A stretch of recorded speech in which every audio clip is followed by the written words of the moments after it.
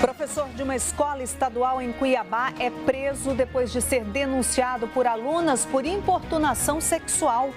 O aumento no custo de vida. Em Cuiabá, a cesta básica ficou 13% mais cara em outubro. As regras para que espaços privados possam realizar festas de Réveillon em Cuiabá. Os eventos em locais públicos foram proibidos.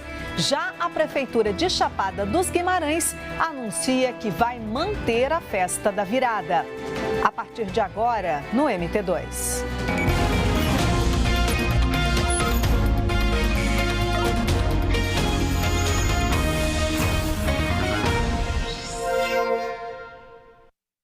Olá, boa noite.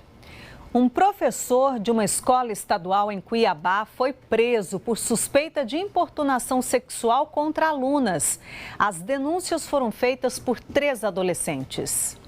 Na polícia, os relatos das alunas de 12, 14 e 15 anos que estudam em uma escola estadual no bairro Jardim Leblon, na capital, são parecidos.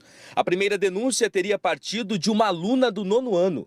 A mãe conta que a adolescente chegou em casa nervosa ontem. Ela chegou em casa falando que o professor pediu para ela levantar a blusa para ver os seios dela, que ele ia dar R$50 para ela. Essa outra mãe revela que mais meninas estão se encorajando para denunciar. A minha filha contou o que aconteceu e pela que a minha filha contou, começou a aparecer várias outras meninas. Segundo a Polícia Civil, na delegacia, o suspeito negou os crimes. Mesmo assim, o delegado plantonista manteve a prisão dele. Ele responde agora por assédio sexual e importunação sexual. De acordo com a Secretaria de Estado de Educação, o professor foi afastado das funções. Por meio de nota, a Secretaria Estadual de Educação informou que o professor foi imediatamente afastado da escola. A SEDUC também reforçou que as estudantes, assim como os familiares, estão recebendo atendimento psicossocial. O professor passou por uma audiência de custódia hoje à tarde e a Justiça decidiu que ele vai continuar preso. E foi realizada hoje a primeira audiência no Fórum de Cuiabá para ouvir a médica Letícia Bortolini, acusada de atropelar e matar o verdureiro Francisco Lúcio Mara. O acidente na Avenida Miguel Sutil foi em abril de 2018. A médica foi indiciada por homicídio, omissão de socorro e embriaguez. A Bárbara Fava acompanhou a audiência e ao vivo traz para a gente as informações. Boa noite, Bárbara.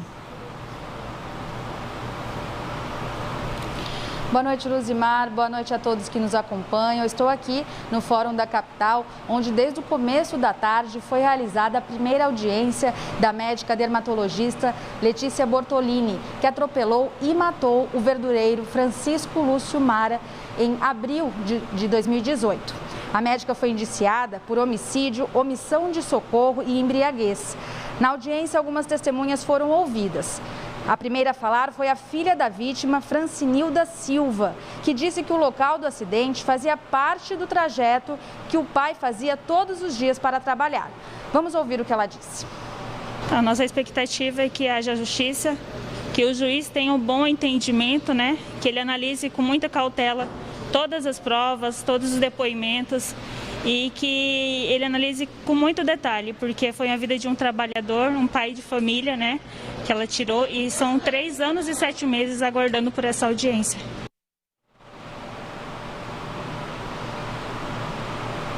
O segundo a ser ouvido pela promotoria foi o marido da médica. De acordo com as investigações, ele estava no carro no momento do atropelamento do verdureiro. Ele negou que a esposa estava embriagada no momento do acidente. Disse também que a mulher não percebeu que havia atropelado uma pessoa. Foi ouvido também um soldado da Polícia Militar que atendeu a ocorrência do acidente. De acordo com o policial, a médica apresentava sinais evidentes de embriaguez. As investigações apontaram que antes do acidente, a médica estava em um evento com o marido e tinha consumido bebida alcoólica. A perícia também apontou que a médica atingiu com uma velocidade de 103 km por hora, velocidade bem acima do que é permitido na via. A audiência terminou um pouco antes das 5 horas da tarde. Luzimar. Obrigada, Bárbara, pelas informações. A Câmara de Vereadores de Rondonópolis vai recorrer da decisão da Justiça que suspendeu o pagamento do 13º salário dos parlamentares. O projeto de lei foi aprovado em setembro com previsão de passar a valer já neste ano. A aprovação de mais um salário no ano para os parlamentares gerou polêmica na cidade. Para a Câmara de Vereadores de Rondonópolis, o pagamento do 13º aos parlamentares é um direito. A Casa de Leis já anunciou que vai recorrer da decisão da Justiça, que suspendeu no mês passado o projeto de lei que prevê o pagamento de mais um salário. O documento deve ser protocolado ainda esta semana. A decisão judicial que determinou a suspensão do pagamento do 13º foi do juiz Francisco Rogério Barros, da primeira vara da Fazenda Pública de Rondonópolis. Para o juiz, a Câmara não respeitou o princípio da anterioridade. Isso significa que o pagamento do 13º aos parlamentares não é ilegal, mas que por ter sido aprovado este ano, só poderia ser pago na próxima legislatura. Vocês estão ferindo isso, então, esse princípio da anterioridade? Não. Se fosse um aumento, seria para a legislatura subsequente. Como trata de um direito já adquirido, ele poderia ser feito, inclusive, de forma administrativa, sem precisar colocar em votação, como a gente colocou, em 2 votações e respeitando um prazo. A Justiça suspendeu o pagamento depois de uma ação popular. Mas se os vereadores receberem o 13º salário, a Câmara terá que desembolsar R$210 mil. Eu não concordo porque os vereadores estão ganhando R$20 mil por mês.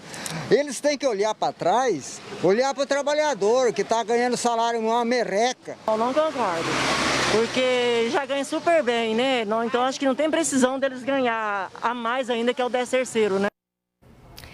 A seguir, as regras para que espaços privados possam realizar festas de Réveillon em Cuiabá. Os eventos em locais públicos foram proibidos.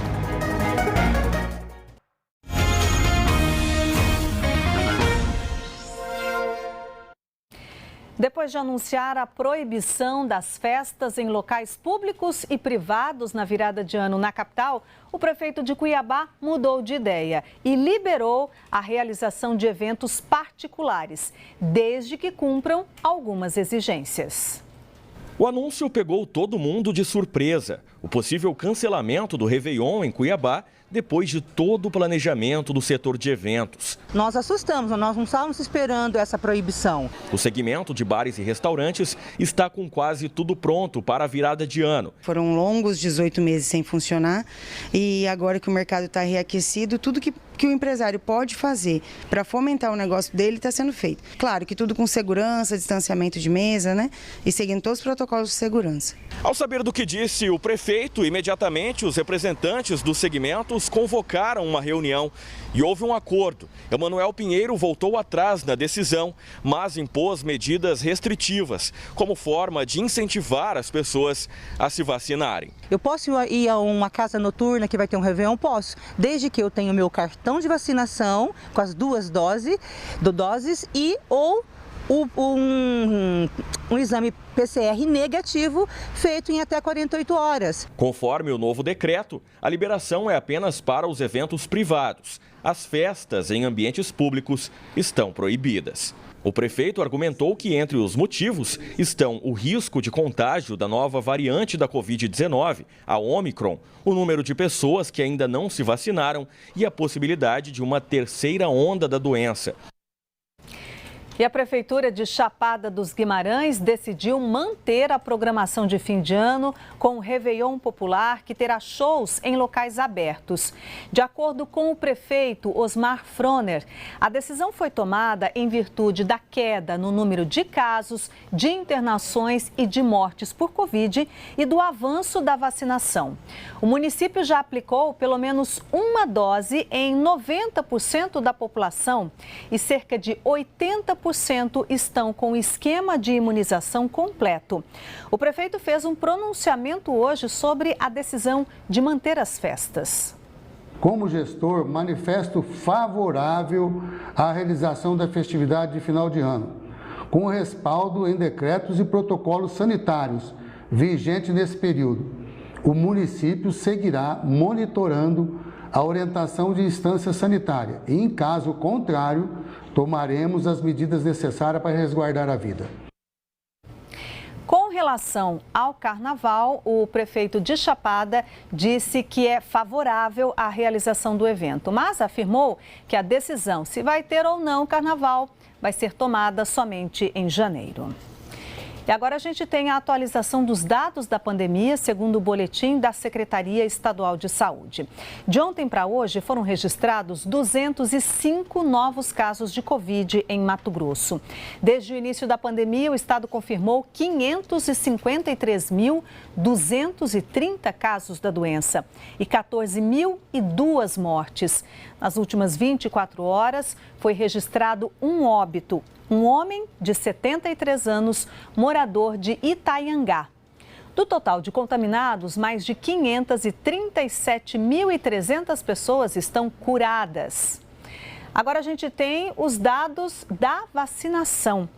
A próxima atualização deve sair logo mais às 7 da noite, mas até ontem, 70,63% da população tinham tomado a primeira dose e 55,16% da população estavam com o esquema de imunização completo. O que mudou em comparação com o que a gente mostrou ontem aqui no MT2 foi o número de doses de reforço aplicadas. Já são 149.241 pessoas que tomaram a dose de reforço aqui no estado. A gente faz um intervalo, daqui a pouquinho vamos falar sobre a cesta básica que está mais cara na capital e quais são as alternativas de substituição de produtos para manter o mesmo valor nutricional da alimentação. Agora imagens ao vivo, trânsito movimentado na Avenida Historiador Rubens de Mendonça, a Avenida do CPA na capital, mais movimento no sentido centro-bairro que a gente vê na pista à esquerda da sua tela. A gente volta já, são 6 horas e 24 minutos.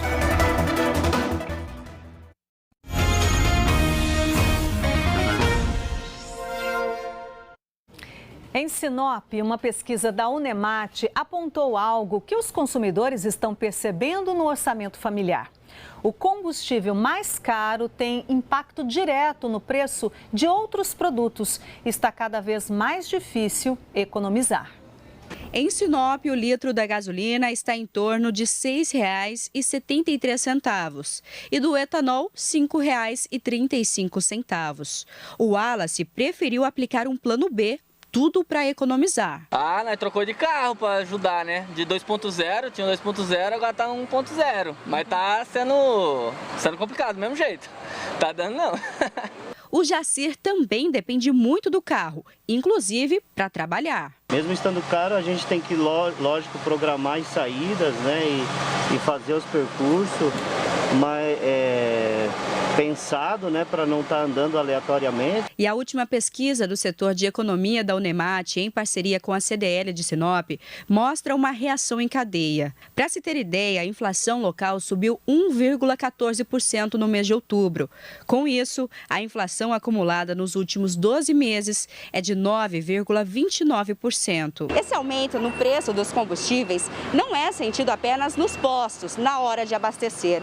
Isso porque afeta também outros setores, como saúde, alimentação, habitação, enfim, tá tudo mais caro. Desde aquele transporte alternativo que você utiliza para ir para as festas, para ir ao trabalho, os alimentos também que dependem de vir de outras centrais de distribuição na região sudeste e o eletrônico que você compra pela internet, eles tiveram um aumento também que acompanha essa alta do combustível.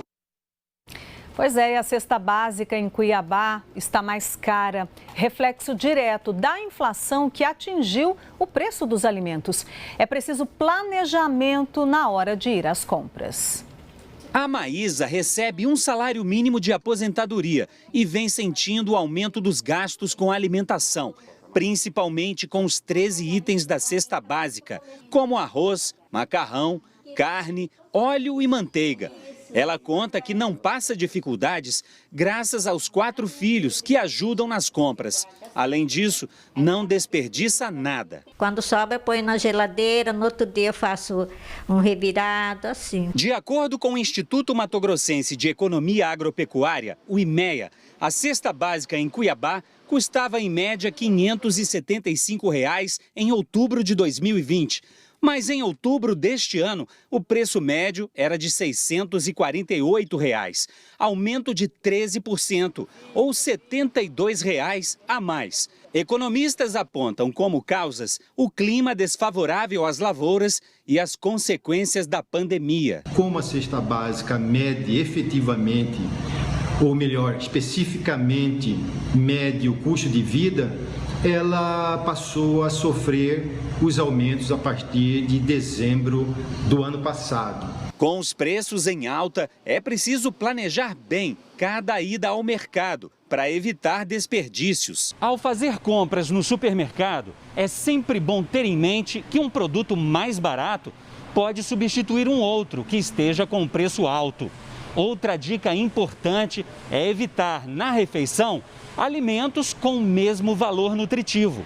A consultora em economia doméstica cita como exemplos estes legumes ricos em carboidratos. Se eles estiverem no prato, são desnecessários outros alimentos com essa mesma fonte de energia. Se eu tenho um carboidrato, eu não preciso usar um outro carboidrato na refeição, né? Então eu evito os outros carboidratos, tipo, vou comer o cará, já não precisa do macarrão nem do arroz. No caso do feijão, é possível fazer com que os de grãos mais duros fiquem tão macios quanto os de maior preço. Eu posso pegar um feijão mais barato, por mais que ele seja mais duro de cozinhar, como as pessoas pensam, eu coloco ele de molho, apesar que todos os feijões você tem que colocar de molho. Então eu coloco ele de molho, por exemplo, na noite que eu vou cozinhar de manhã, coloco de molho, troco de água e vou cozinhar. Ele vai estar mais macio, e eu coloco para cozinhar com todos os temperos, coloco umas gotinhas de limão nele e aí vai ficar um feijão extremamente saboroso.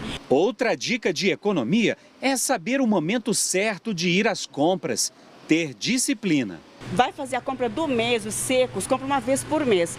E toda semana vai fazer a compra dos legumes e verduras e frutas. E aí você vai escolher o mercado que está em promoção para você poder fazer suas compras.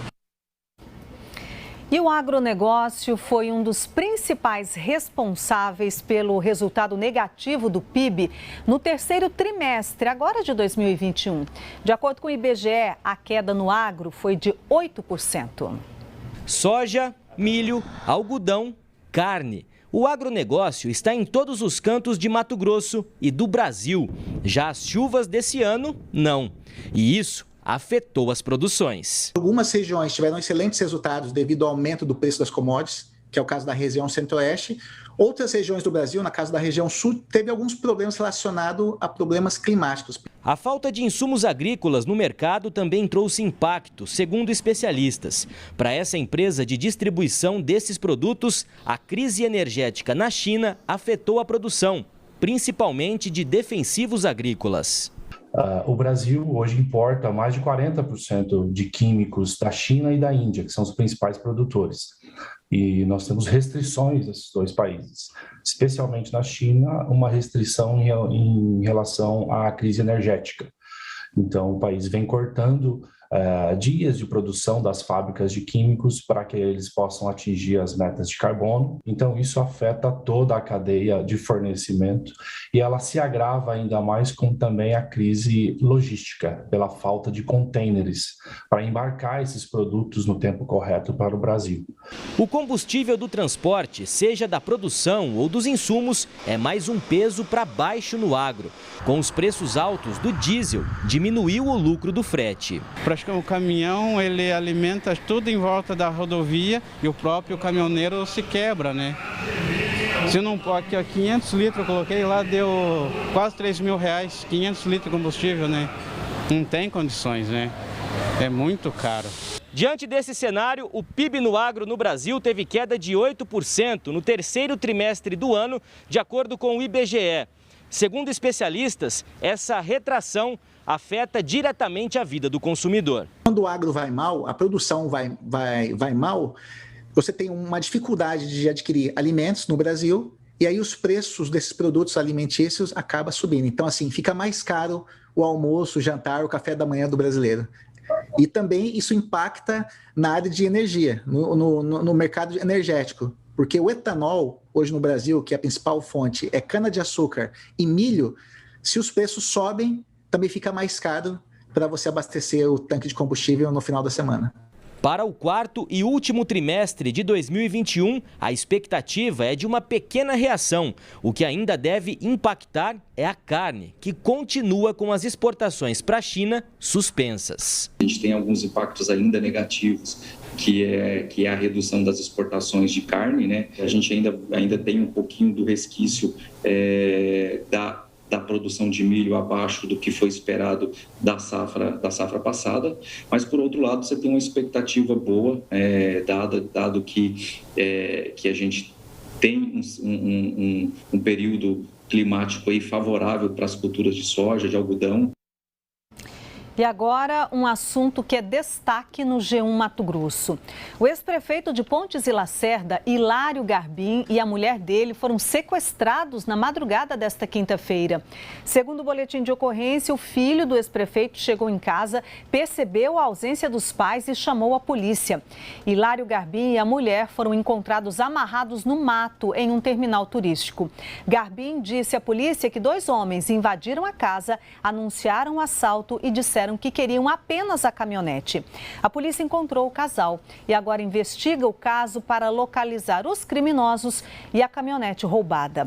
Acesse o G1 Mato Grosso para ler a reportagem completa. Moradores e produtores rurais de áreas que ficam na região da bacia do rio Queima-Pé estão participando de encontros para discutir soluções para recuperar o rio que abastece Tangará da Serra. As oficinas são uma parceria entre o Instituto Pantanal Amazônia de Conservação e o Sindicato Rural do município. A oficina faz parte das ações do projeto Tangará Sustentável Cultivando Água Boa, que tem como objetivo desenvolver trabalhos para a recuperação da nascente do rio Queima-Pé, que abastece a cidade. Foram construídas bacias de contenção das águas das chuvas e também foram instalados drenos verticais com o objetivo de acelerar a infiltração da água das chuvas e, com isso, promover uma maior recarga do lençol freático para que futuramente nós teremos uma vazão maior, ou seja, um volume de água maior no rio Queima-Pé. A ação teve início em outubro deste ano. O encontro contou com a presença de moradores e proprietários rurais com áreas na bacia do rio Queima-Pé. O trabalho começou com a visita dos pesquisadores do Instituto Pantanal Amazônia de Conservação às famílias que vivem nas bacias dos rios Queima-Pé e Ararão e tem como objetivo final a recuperação e preservação da mata ciliar em torno das propriedades. As oficinas são uma continuidade do projeto. Ver quais os problemas existentes na visão deles e de que forma a gente busca um caminho para a solução desses problemas. Gilmar é dono de uma propriedade na região.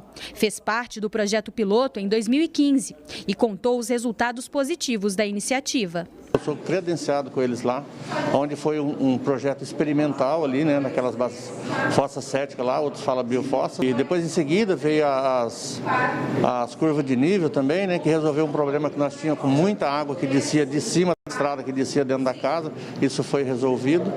Para nós foi muito bom. Os trabalhos estão sendo feitos por meio de recursos destinados pelo Ministério Público do Estado por meio de um termo de ajustamento de conduta, com o apoio do Sindicato Rural de Tangará e a Prefeitura. E toda sexta-feira, bem cedinho, você acompanha aqui na tela da TV Centro-América o Mais Agro. E a Kátia Krieger conta agora alguns assuntos do programa de amanhã. Oi, Kátia, boa noite. Oi, Luzimar, boa noite. No Mais Agro desta sexta-feira, vamos falar sobre a importância da redução da liberação de metano no meio ambiente. A nossa equipe visitou uma propriedade no médio norte do estado com mais de 500 mil suínos e acompanhou o que está sendo feito por lá para diminuir as emissões de gases que contribuem para o efeito estufa. Os dejetos dos animais são usados no processo de geração de energia elétrica renovável, na produção de adubo natural para o solo. Hoje a gente está produzindo 2 mega, vamos produzir 3 mega no início do ano que vem. Parte dessa energia alimenta a própria fazenda. A gente pode dizer que a energia já produzida hoje atende cerca de 8 mil residências. Nós hoje temos lavouras que não estamos usando nenhum fertilizante químico, só oriundo de dejeto. Então vira uma conta muito positiva. Você você tem um pezinho de limão aí na sua casa, uma limonada bem geladinha é bom demais, né? Nós vamos passar algumas dicas para ter um limoeiro saudável. E sabe o que é mais bacana? Essa reportagem é um assunto que foi sugestão de uma telespectadora do programa. É amanhã, a partir das 6 horas da manhã, no Mais Agro, aqui na TV Centro-América. Eu espero você! O MT2 termina aqui. Você pode rever as reportagens no Globoplay e também nos acompanhar nas nossas redes sociais. Uma ótima noite para você. Para encerrar, imagens ao vivo da capital. Choveu hoje à tarde, a gente tem previsão de mais chuva para esta noite e também para amanhã. Isso não só para a região metropolitana, para todo o estado.